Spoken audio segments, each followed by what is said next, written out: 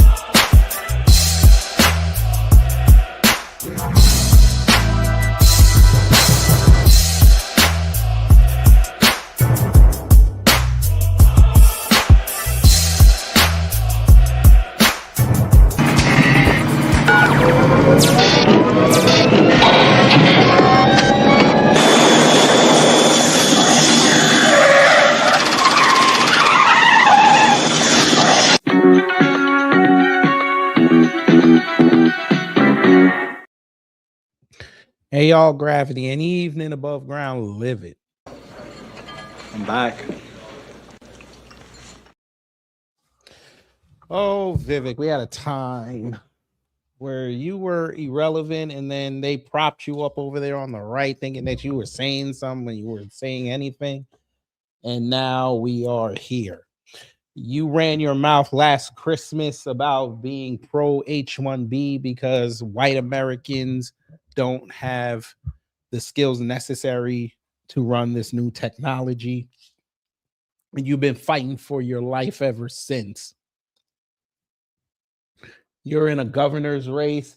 You didn't even go out through the primary yet, and they already got you down. And you figure now that you're in the thralls of that race, because we're about 11 months away, you decided that you're going to go run to leftist New York Times and pen an op-ed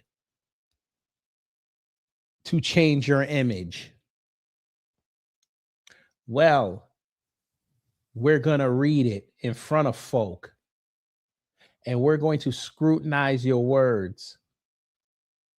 They didn't like it too tough. They say you full of ish. By the way, family, we have breaking news. Dan Bongino has resigned from the FBI, effective in January. So that's another thing that we had called over here, that he wasn't going to last.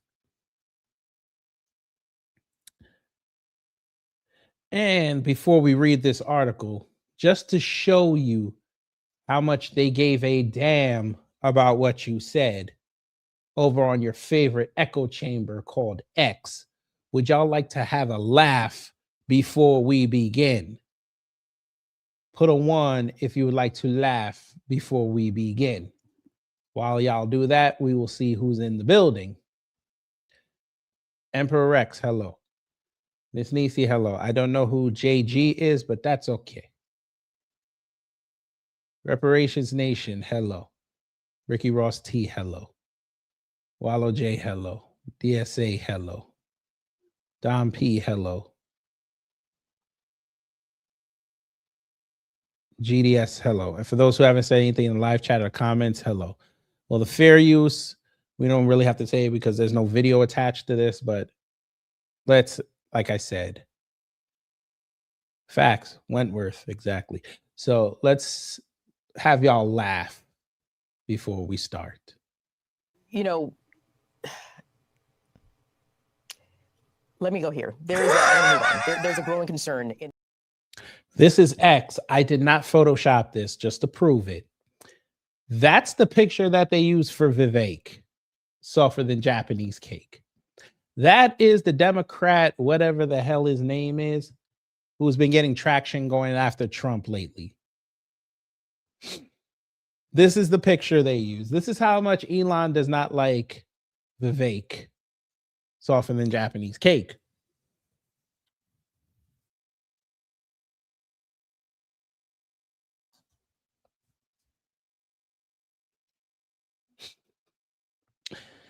By the way, there was a tweet that he wrote. We're not going to give you context on it yet because I want to read this op-ed that he wrote. So we're on the New York Times website. And being on the New York Times website, we're sitting here saying to ourselves, Vivek, softer than Japanese cake. Why would you run to a leftist newspaper to pen your thoughts on how you've been perceived the last year? And y'all see the title. It is called, What is an American? Well, sir, you obviously don't know what it was based on what you said last year.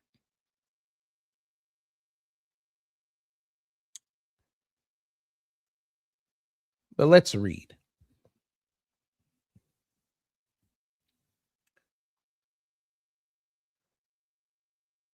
There are two competing. You know what? I want to save my voice for later tonight when Trump goes in front of the nation. So we're going to use the AI. That's what we'll do. Get to work! What is an American? This article is by Vivek Ramaswamy and read by an automated voice. There are two competing visions now emerging on the American right, and they are incompatible. One vision of American identity is based on lineage, blood, and soil. Inherited attributes matter most. The purest form of an American is a so-called heritage American, one whose ancestry traces back to the founding of the United States or earlier. Well, there's that. He actually indirectly acknowledged Black Americans, the indigenous people. Let's see where this goes. This view is now popularized by the Groper right, a rapidly ascendant online movement that argues for the creation of a white-centric identity. This is a predictable response, one that I anticipated in my 2022 book, Nation of Victims, to anti-white discrimination over the last half-decade, and it is no longer just a fringe viewpoint. The alternative and, in my view, correct vision of American identity is based on ideals. Americanness isn't a scalar quality that varies based on your ancestry. It's binary. Either you're an American or you're not. You are an American if you believe in the rule of law, in freedom of conscience and freedom of expression, in colorblind meritocracy, in the U.S. Constitution, in the American dream, and if you are a citizen who swears exclusive allegiance to our nation. Okay, sir.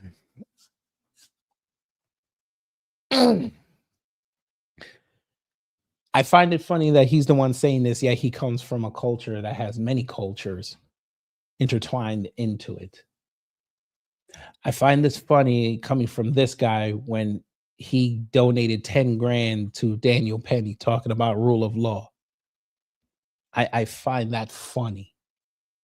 I find it funny they're talking about freedom of consciousness and freedom of expression, yet you type this out after what you said a year ago, and you didn't like the fact that people were attacking you.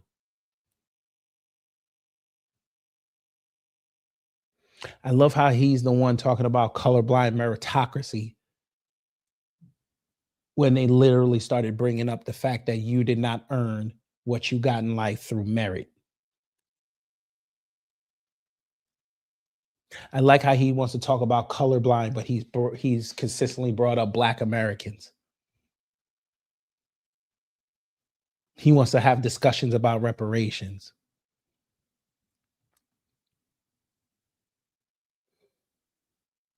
I love how he's talking about a U.S. citizen that swears exclusive allegiance to our nation when you literally sat there last year again advocating for Indian H-1B visa holders to come here.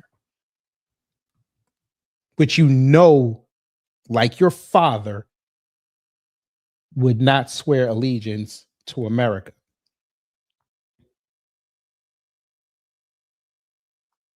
But go ahead, sir. Tell us more lies. As Ronald Reagan quipped, you can go to live in France, but you can't become a Frenchman. But anyone from any corner of the world can come to live in the United States and become an American.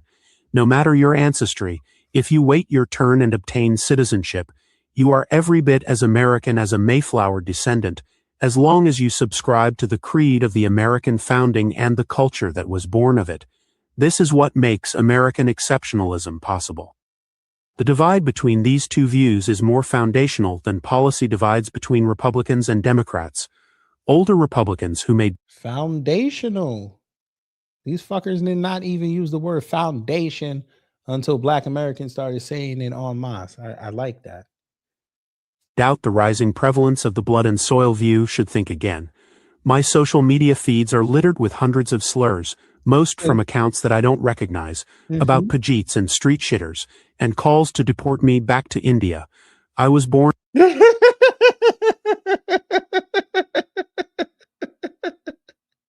Yo, fuck nuts! I'm sorry, family. We're gonna have to do it. Wait, Wilson. How did he not understand that this was going to happen to him? Sir, how many times do you have to have white people? I say this again. How many times do you have to have white people? The beat drops now. How many times do you have to have white people tell you that they don't like you? How many times do we have to keep bringing up the fact that Ann Coulter, aka Skeletor, disrespected you on your own YouTube channel before y'all even had a conversation? How many times do we have to give you example after example after example of the white right and the black right and the Hispanic right and the Asian right? They only propped you up because you were the crash test dummy looking for friends. So you figure you start knocking black people, DEI, and woke. They don't care about you, sir. You're a flunky. You are a former liberal who got their start putting up some business online that's supposed to be a directory for online businesses in 2007, got profiled by the State Department in 2011. I have the proof on my channel for those who are going to tell me I'm lying. So you're already in bed with them after you already in bed with the government through being in pharmaceuticals and a finance tech bro. You then took that and went to China and built a company over there, and the State Department lets you do it, regardless of the quote unquote security risks. Then you came on the scene, start talking about all these issues like you some authority figure. But then when you ran, it comes out that you never voted until 2020. And folk are supposed to take you serious when you start talking like this. But here we are on December 17th. You just figured out they think of you as a street shitter. Welcome to America. Continue. And raised in Cincinnati and have never resided outside the U.S. Anti-Semitic statements are now normalized online, and it's not limited to the internet either. Rod Dreher, a conservative writer, recently described a trip to Washington, D.C., where he estimated that a sizable minority of Republican Gen Z staffers are fans of Nick Fuentes. This new online right movement doesn't represent the views of most real-world Republican voters. Take it from a son of Indian immigrants who dominates polling in Ohio's GOP primary for governor. But Sir, the only reason why you're dominating those polls is because you have a national name. But that national name is not working because you're losing to a Democrat most people on the national stage have never heard of.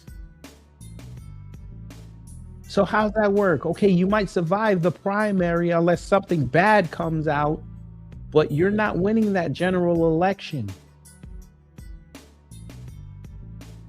Because your policies will doom that state to failure.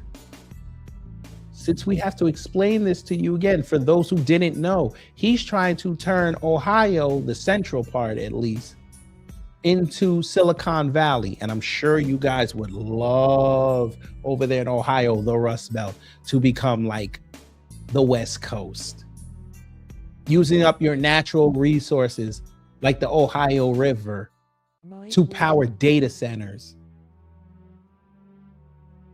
To have Fortune 500 companies come in and strip mine the area. I'm sure that's not going to raise taxes in a state like Ohio. And further tell people you might as well go south to Kentucky. as one of the most vocal opponents of left-wing identity politics, I now see real reluctance from my former anti-woke peers to criticize the new identity politics on the right. This pattern eerily mirrors the hesitance of prominent Democrats to criticize woke excess in the run-up to the 2024 presidential election. Even though most Democratic voters clearly never believed that math is racist, or that hard work and the written tradition are hallmarks of whiteness, that's a big part of why Kamala Harris lost in such spectacular. Say that again? This is a white love letter. I just want y'all to understand. Presidential election. Even though most Democratic voters clearly never believed that math is racist, or that hard work and the written tradition are hallmarks of whiteness, that's a big part of why Kamala Harris lost in such spectacular fashion. She lost because she was a terrible candidate. And nobody believed what she was saying. If the post-Trump GOP makes the same mistake with our own identitarian fringe, we will meet a similar fate. Young people are often a leading indicator of where political winds are blowing, and the generational nature of the problem is remarkable.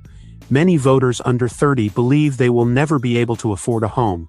They're often saddled with college debt, and absent dramatic policy interventions, Social Security will most likely be curtailed before they ever receive benefits. They are understandably bitter about it. Their rising sense of economic insecurity conspires with pent-up psychosocial angst.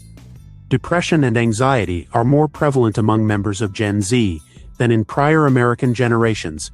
In the absence of a shared national identity, they're turning to tribalism and victimhood instead, Groperism on the right, Zoran Mamdani-infused socialism on the left. So he's over here complaining about Groypers because that's who's mostly been getting at him. And has to bring up Zoran Mamdani. Okay, Vivek. This is why you're going to lose in Ohio, sir, because you're trying to play hardline Republican and you're not built for that. They don't want to hear this bullshit you're talking. They want to hear policy. Platinum Valley is not a policy. That's an ultimatum.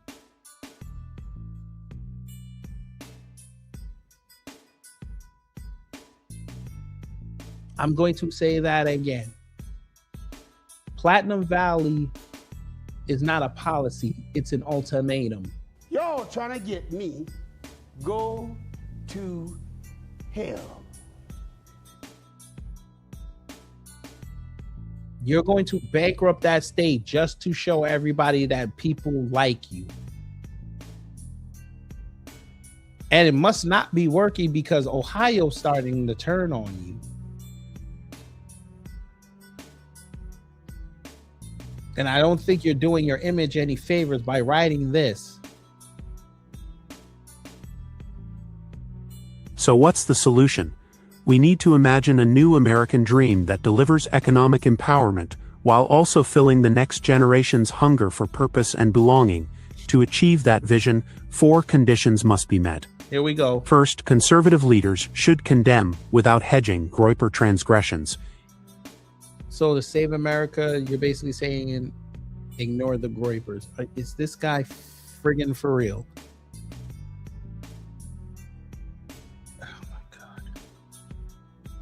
The man really thinks the Groipers are going to doom America, not policy.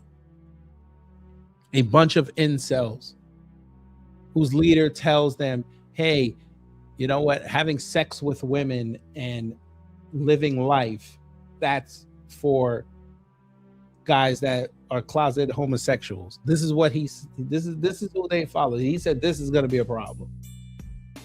I guess he hasn't seen that Nick Fuentes has been rendered mute on the right. He's slowly becoming a centrist. He might even cross over to the left. But it's Vivek, so Vivek's not bright. If, like Mr. Fuentes, you believe that Hitler was really effing cool, or if you publicly call Usha Vance a Jeet, then you have no place in the conservative movement, period. The point isn't to clutch pearls but to prevent the gradual legitimization of this un-American animus. This online edgelording reminds me of toddlers testing their parents' limits. The job of a real Republican leader is to set firm boundaries for young followers, as a good father does for a transgressive son. That doesn't mean censorship. It means moral clarity instead of indulgence.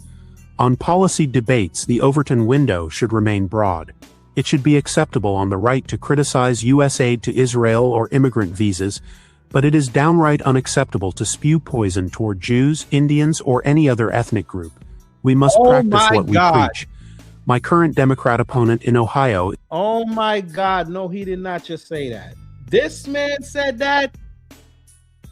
This man says this. Where is it? Where's that bullshit he just said? Right here.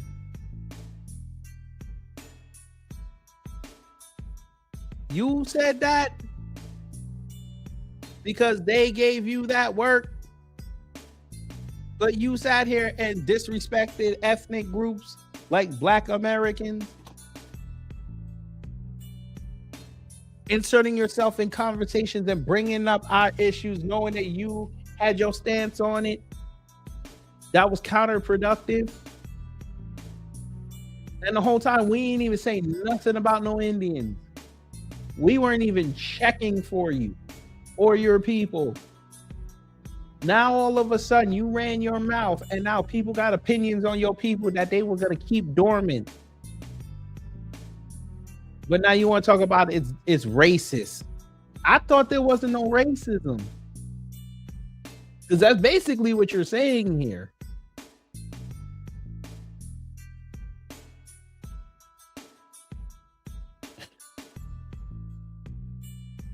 Jesus, this guy's great. Is a Jewish woman, and while I criticize her policy record unsparingly, I will be her most vocal defender against anti-Semitic attacks from left or right. Second, reduce costs of living. States can deliver quick wins. Drive down home prices by eliminating local land use restrictions to increase housing supply. Reduce property tax burdens by making bloated local governments more efficient. Reduce electric bills by speeding up permitting timelines for new power plants and natural gas extraction. Democrats gave a mixed reception to Ezra Klein and Derek Thompson's case for abundance. But if they shed... Okay, let's talk about that. This fucking guy, man. And he wants to run a fucking state, and he doesn't even know what's going on. Okay, Vivek, let me help you.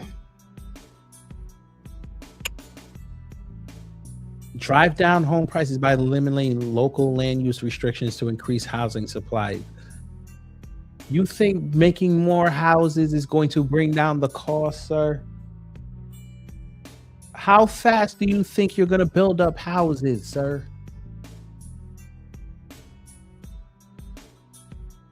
So y'all just going to just build shit. We don't know if it's structurally sound or not. Lanier is right now getting killed because a couple of their houses are starting to fall apart in these developments. Supply is not going to change the price, sir. Maybe you need to know this. I know this sounds weird to somebody who likes economics, but they figured out the game. Just like with the oil prices, they have an oversupply, but these prices aren't going down. You building more homes is not going to drop the price. It's going to embolden them to keep the price where it is. Or may even raise it because you're going to put it under a conglomerate and they can charge whatever they want because they know people are desperate. Reduce property tax burdens by making bloated local governments more efficient. So you want to put Doge in Ohio. And we saw what happened with the guy who tried to run for New Jersey governor, try that, and he got his ass kicked. Nobody wants to hear about Doge. Do not bring up Elon Musk. But okay, you're going to do it anyway.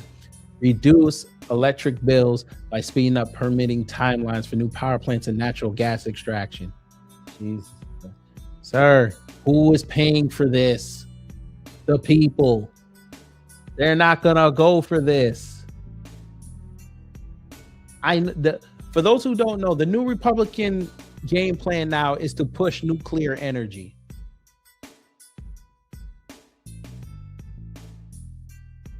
I'm going to say that again because you're going to start hearing this starting next year. The push for nuclear power again.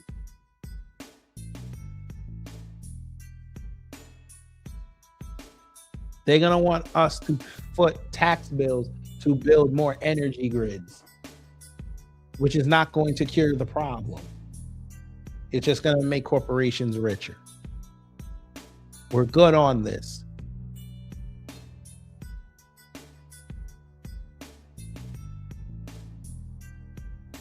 But he wants to run a state budget. Okay. The left-coded delivery of their ideas, a future GOP could easily welcome many of them. Third, create broad-based participation in wealth generation from stock market gains. In the AI era, it's conceivable to envision a future with stock market outperformance even in the face of stagnating wages and job losses. So what you just heard from Vivek is fake money. Sir, AI's bubble is about to burst. You can't rely on that money. And then what do you do when you invest all your money in AI and it bursts and everybody's losing that? So you're gonna have a depression just like that. That makes no sense. For you to help the economy, you have to let people diversify their money. You guys are trying, they're pulling the 15-minute city bullshit. They want all the money concentrated in one area. I ain't even gonna use the AI no more. Let's see. A future with stock market outperformance even in the face of stagnating wages and job losses. So I'm supposed to rely every week that I can go feed my family and take care of my bills off the stock market. So I'm not even going to be able to get into the good stocks where I know I can turn at least somewhat of a profit because everybody that has more money than me is going to be in there already. Not to mention that they're going to have to put more stock in there and it's going to devalue it. So you basically want to pull a crypto scam with the stock market. Damn, y'all. The script is beautiful. Shared equity offers a practical solution. Shared equity. Jesus Christ. Because I'm sure people like with their houses, I'm sure they'd be open to sharing their equity with their neighbors. Yeah. Okay. Now, here we go. Now, this here, he talking about like with that Trump thing that they're doing with those Trump bank accounts. Now this again, him grifting off America First. If every kid legally born in the United States receives an American dream birthright in the form of 10 grand invested in S&P 500, every young American would become a millionaire by age 60. Assuming a modest 8% annual return, which falls below historic 5, 10, 20, and 40-year averages. That's the mathematical magic of compounding. You're assuming the stock market will be healthy every year.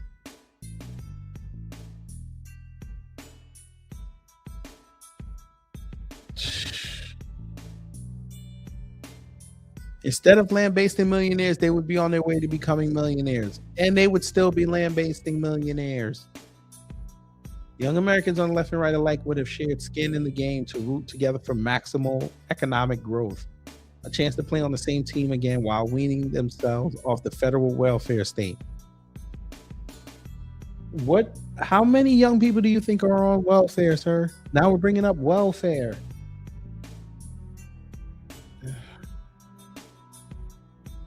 The recent enacted Trump accounts are an early positive step in this direction. If the program expands in the future, it could gradually replace certain other federal entitlements instead of simply adding to them.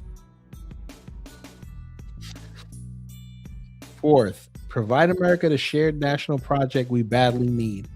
America has a greater purpose in the world than what we have embodied thus far in the 21st century. Americans of all stripes long to be reminded of it through a modern-day equivalent of the Apollo mission. Perhaps it's establishing a base on the moon to achieve nuclear fission in a way that powers the creation of artificial intelligence without negative externalities and constraints on Earth. So we're going to Wi-Fi nuclear power, sir.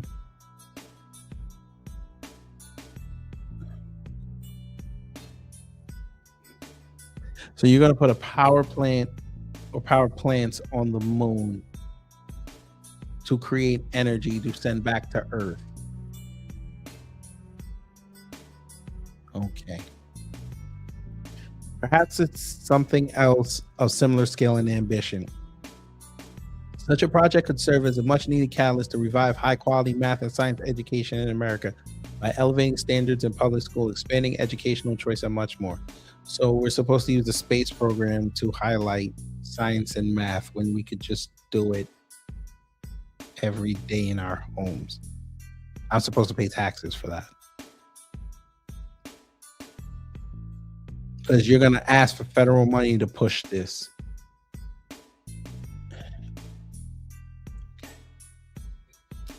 The uplifting truth is that the solution to identity politics needn't be one camp defeating the other, but instead achieving together a national escape velocity to more promising terrain. I hate this man. I really hate this man.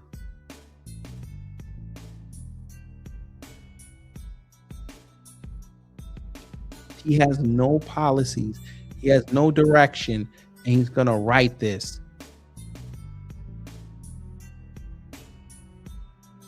What if that power plant goes off and they got to go float to go try to stop it, and the motherfucker melts down? Now what? You're going to have radioactive material on the surface of the moon.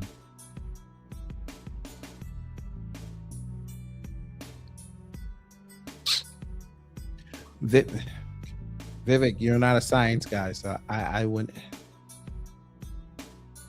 So Vivek Ramaswamy wants to be the guy to figure out powering space when you've had astrophysicists and others that study that technology every day and work with that technology every day. They hadn't figured this out.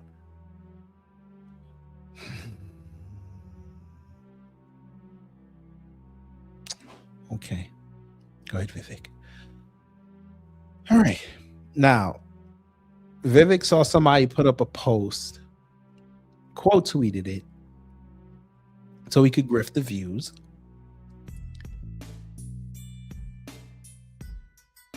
America is a commitment, not an ethnicity, but y'all crying that white people are being replaced, and this is a white country. Oh, okay. Somebody said they had some disagreements.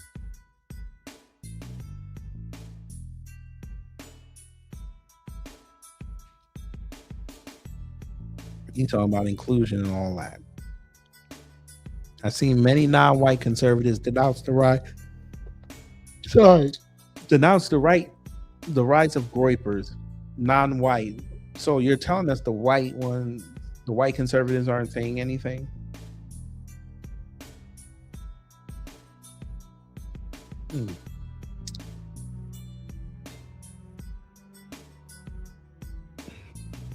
Got to bring up black people. So you don't believe in those things but still have U.S. citizenship, it gets revoked.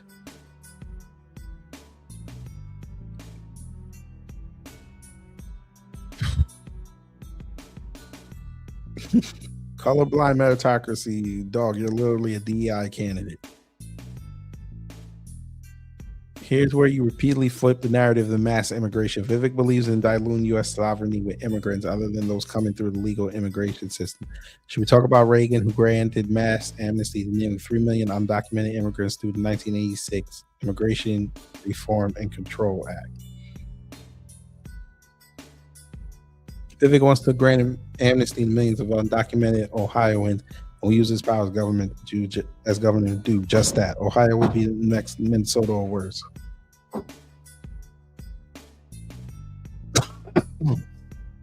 Wow. That's crazy. What this? Oh, so you're gonna blame, all right. You're gonna use Australia, okay. Shit. Vivek Ramaswamy is wrong about everything. That's crazy. By the way, before we go, and I go take another little power nap before hearing Trump speak. Nick Fuentes said something about Vivek. Yes, he did. And he wasn't none too happy about what he said. Let me see if I can pull it up real fast.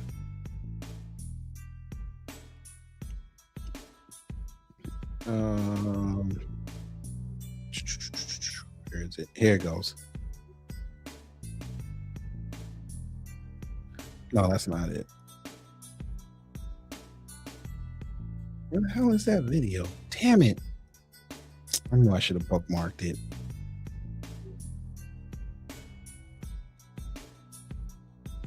No. Maybe he'll say it again tonight, since that article came out today, but there was something I was trying to find, but I can't find it now.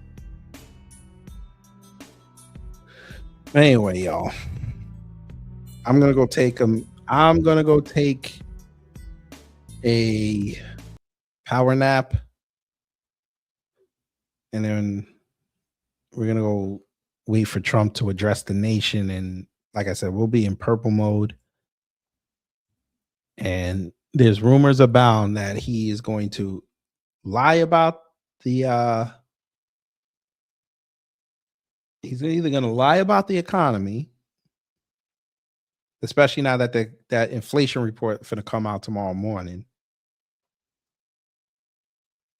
and there is also reports that he's probably going to declare war on Venezuela. And if that happens, boy, MAGA got a lot. They're going to be spinning all night. But so hopefully you learned something. If you did, I done my job. If not, I try to be better next time. I might be back at 8 o'clock. I'm not sure when this thing is supposed to start. I can't find anything reliable saying what time it is. I've seen 8:30. I've seen 9 o'clock. So we'll see, but you'll know when you see me go live. Anyway, y'all take care, stay safe, get something to eat, stay warm, and you know what to do when the agents of chaos come to mess up your existence.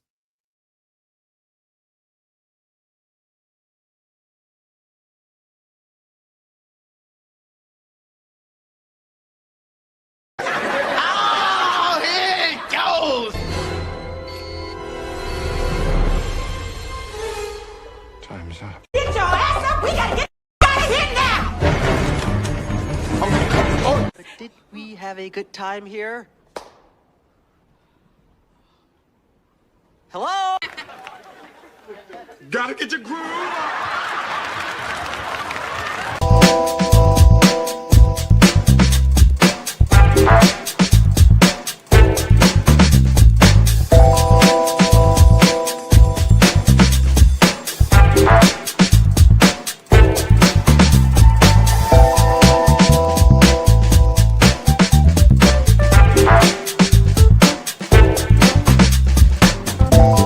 At the end of the day gotta end.